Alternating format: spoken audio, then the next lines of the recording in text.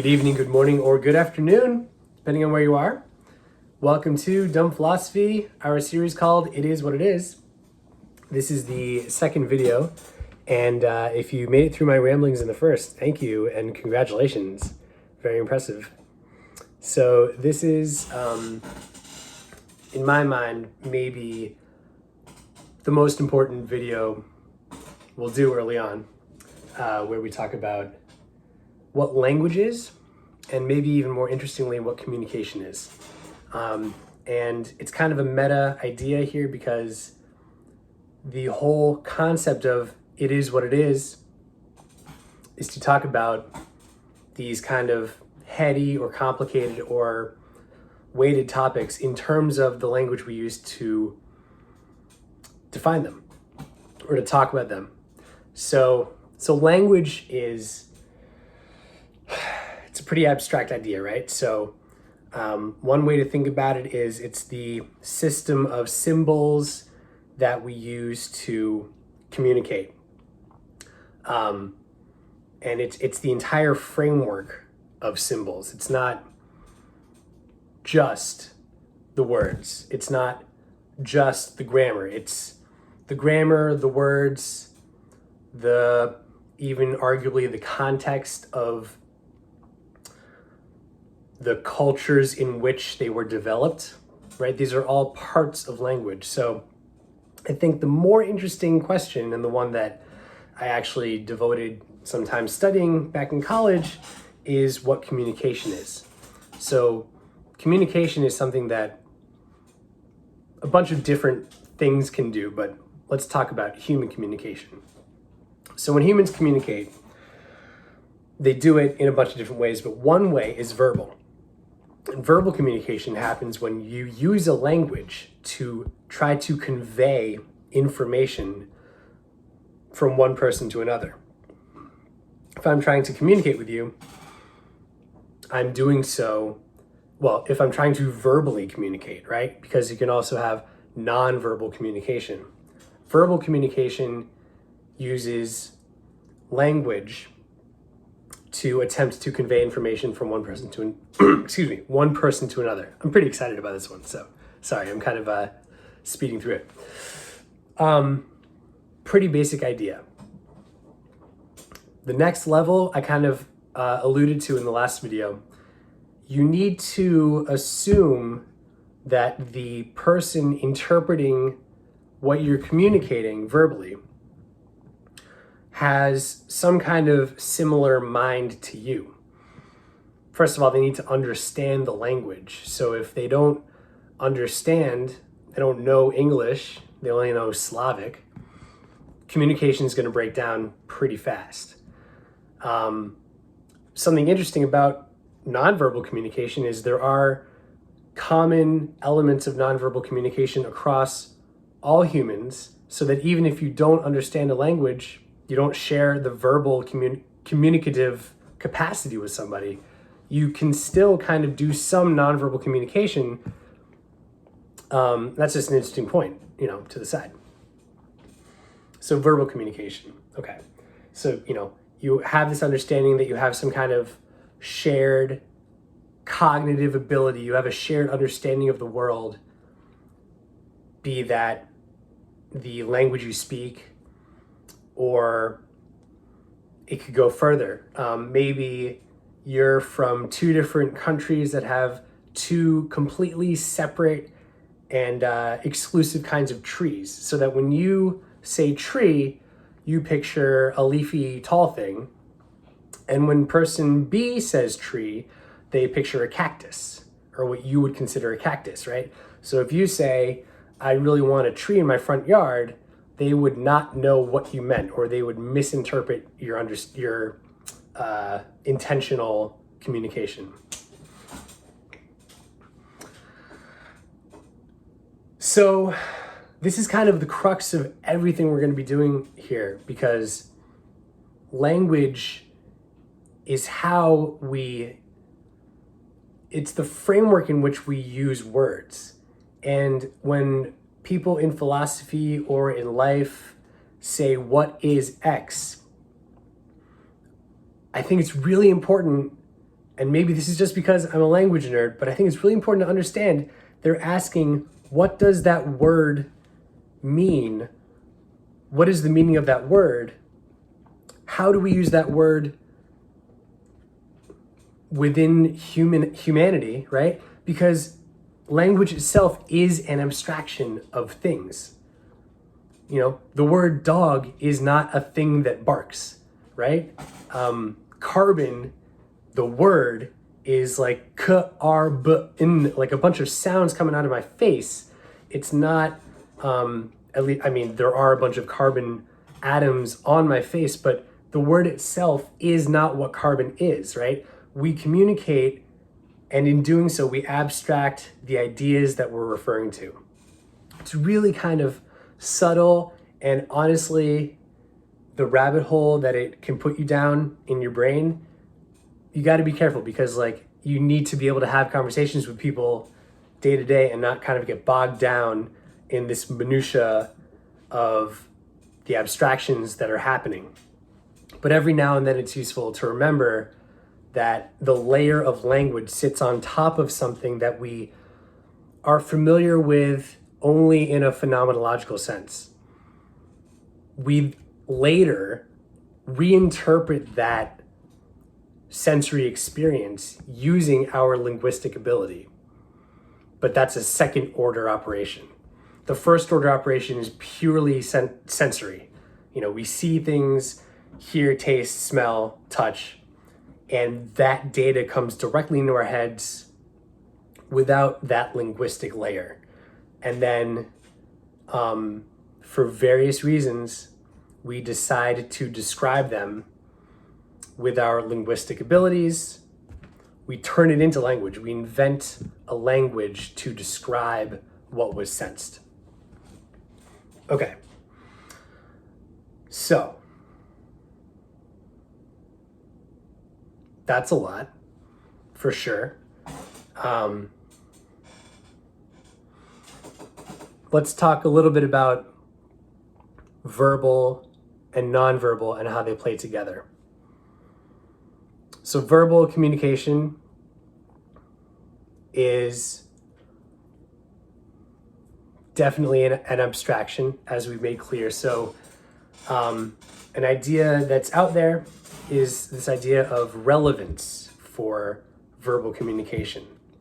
You have however many thousand words, configurable in an infinite number of ways to make a sentence, right? The idea of relevance theory for communication. So the idea is that if you're communicating properly, you're doing so because you're being relevant. And if you're communicating poorly, you're being irrelevant, right? And so let me break that down, because that's kind of complicated. So the idea is that I have an infinite number of choices when I say something to somebody. So the only plausible reason I would say the thing I said is because I am assuming it is relevant to that person to hear what I have uttered, right? It's relevant to them. So if I say, that parking lot is privately owned, the other person may assume that it's because I saw them parking there, and I am assuming that they aren't allowed to park there. It's relevant to them that I say this. Otherwise, why would I be saying that to that person? Or if I say, dinner's at 6, right? It's quite possible that dinner is at 6 and, they will not be there. But because I told them dinner's at 6, it's kind of implied that I want them to be back home for dinner at 6, right? So we do this all the time. We don't think about it. It would be impossible to say everything that came into our minds out loud. It would just kind of be a verbal onslaught to everyone around us. And in order to do this thing we call communicate, we filter all the time. We filter based on what we think is relevant for, why we think something is relevant is a different question, honestly. It's a little more psychological. So for now, let's just assume that we think we know when we communicate something that is relevant. Okay. So what about nonverbal, right? Nonverbal is interesting. I don't know as much, I haven't studied it, so this will be kind of, I'd love to hear if there are other opinions. Obviously, I want to hear about opinions for all of this, but especially for nonverbal, if we can kind of expand this part of this conversation, that'd be great. It relies on largely unspoken, I don't mean that tongue in cheek. I mean like things that are more instinctual than they are explicitly taught. Like all the gesticulating I'm doing with my hands, the fact that I'm like smiling as I talk. I imagine these are communicating things to you. I imagine you wouldn't really know what to say about what it is it's communicating immediately. You might have to think about it, but you might come up with something. I'm inclined to say that the non-verbal communication is more about the emotions it conveys, kind of like betrays my own internal feelings. You can, if someone's really animated and excited, it's hard to think that their internal state of mind is the same as someone who's, talking in a monotonous tone and is very stoic, right? It's entirely plausible. The stoic guy is kind of jazzed on the inside and the animated guy is like putting on a show. But we kind of have this intuition as humans, again, because of the assumption that all of our minds have some cognitive similarities in how they function. We assume that if we see someone emoting in a certain way, we can interpret a general idea of what their emotional state is. And some people are better at faking that than others.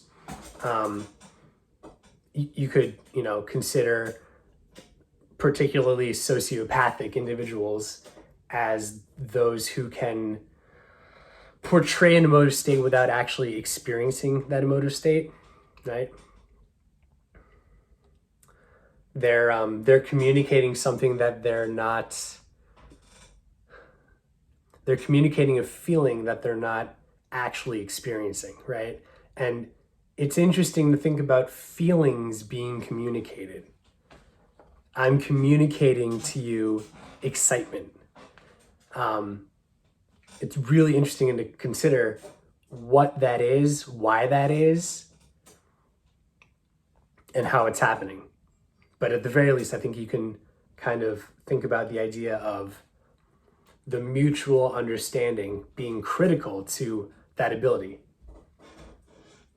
When we see like a dog who's like really happy to see an owner, we kind of empathize with that dog because we recognize a feeling of happiness that we ourselves experience, right? We kind of ascribe this mutual cognitive ability between you and the dog. We can't talk to them and think that they'll know what we mean beyond like simple commands. So the communication's limited, right? But we have more complicated and successful communication with people with whom we think we have more in common. If you're a chemist, someone else is a chemist, you both know this highly technical language of chemistry. And because of that, you can have these conversations that if an outsider who has never studied chemistry were to listen in on, they would have no idea. what was being communicated, what kind of information was going back and forth. They wouldn't have the reference point in the world because they would never have studied the concepts, the abstractions, right?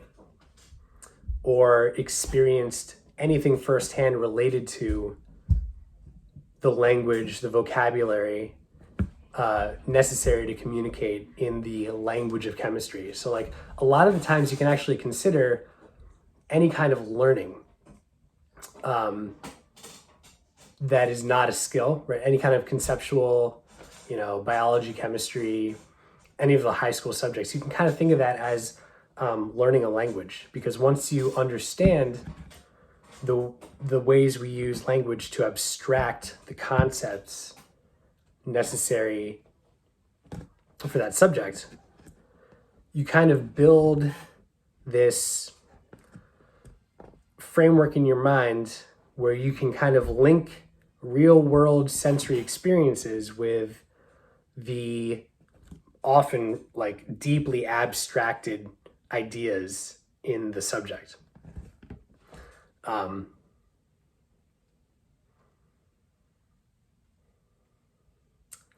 So as we go forward, the thing I really want to stress is that